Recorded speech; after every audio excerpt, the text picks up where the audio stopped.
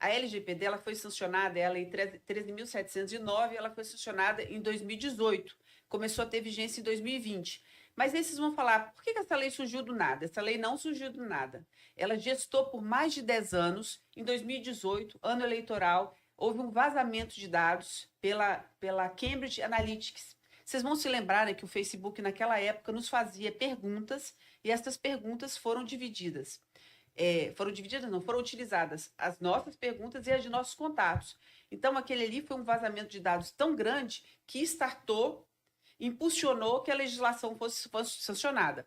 Mas esse foi apenas um, né, vazamento de dados. A gente tem um grande vazamento de dados, eu acho que não lembro de uma história pior do que essa, do INSS. Sim. Dos escândalos que agora estão sendo falados, dos descontos indevidos, isso é nacional. E foi realmente startado, foi ocasionado pelo vazamento de dados.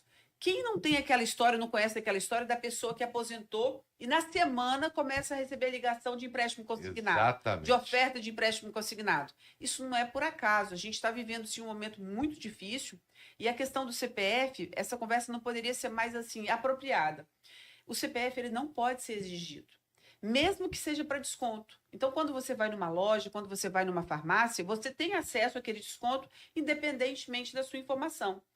E em São Paulo, e no Rio de Janeiro, a gente está vivendo está acontecendo, né, uma cobertura chamada, uma operação chamada CPF Protegido, onde as empresas são proibidas de exigir, elas podem perguntar, para condicionar programas de fidelidade, até podem, mas não podem exigir. E em Minas foi aplicada uma multa, né, de mais de 8.450.000 reais contra uma empresa, né, uma rede de drogarias nacional muito grande, também por essa razão. Porque quando você vai até o balcão, antes de você saber o preço do remédio, eles perguntam o seu CPF. Sim, sim. Então, antes de você fazer a compra, você já tem os seus dados ali informados, muitas vezes quando você não quer. E quando acontece isso que você falou, da informação do vendedor, se você não disser o CPF, eu não vou te dar garantia, aí que a gente tem um flagrante desrespeito do consumidor. Uma coisa não tem nada a ver com a outra. O que você precisa ter é uma nota fiscal para vincular, para mostrar que você comprou aquele produto, que aquele produto é original e foi comprado na loja tal. Isso é importante. Mas fora isso, você não precisa informar o seu CPF. Isso não é obrigatório e não pode ser cobrado. E se acontecer, Denise, vou aproveitar essa deixa aí. Igual aconteceu comigo agora, semana passada, em uma loja aqui no centro de Vitória, que a pessoa virou para mim e falou, ó, se você não colocar o CPF, você não pode vir fazer a troca. Eu falei, não vou trocar o produto. Já provei, já vi que tá legal, eu não tenho interesse em trocar. Mas o que eu poderia tomar de atitude em relação a isso? Essa empresa pode vir a ser penalizada, o consumidor pode vir a processar uma empresa que exigir, ou até mesmo fazer uma condição dessa.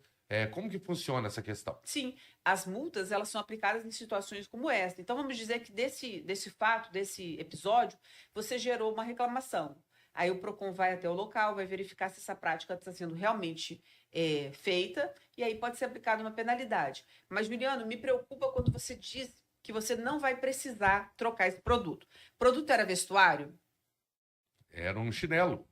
Pois é, mas mesmo assim, mesmo sendo chinelo e você acreditando na marca e tudo mais, é muito interessante que você tenha a sua nota fiscal e a gente não sabe, eu pensei que fosse vestuário. O vestuário, muitas vezes você compra uma peça, ela está perfeita, aí quando você lava, essa peça mancha. Sim. Ou essa peça, ela fica mais curta, né? Ela encolhe. Não é encolhida. Então, é muito bacana que você tenha essa nota fiscal, pelo menos até a primeira lavagem. No seu caso, pelo menos... Você pode a nota fiscal tem, só que a vendedora não, a Caixa, no caso, ela condicionou que se eu quiser, em algum momento, fazer a troca, eu tinha que informar o meu CPF. E aí eu falei, não vou fazer a troca. Guardei minha nota, tudo mais. A gente fotografa para não guardar muito papel, basta que você registre Exato. lá no... Se você bater uma foto, então, da nota e jogar fora, tá valendo do mesmo jeito? É até a prática que eu adoto, porque eu não gosto de ficar Às guardando... vezes aquele papel também apaga, né? Informação... Não consegue guardar tanto papel, né? Mas você precisa guardar porque a gente vai lembrar de um artigo do Código de Defesa do Consumidor. Todo produto tem garantia. Todo produto. O vestuário tem garantia, uma bijuteria tem garantia, pelo menos de 90 dias. Pode ser que ele tenha uma garantia muito maior, né? Pode ser que seja um carro e tenha 1 ano de garantia.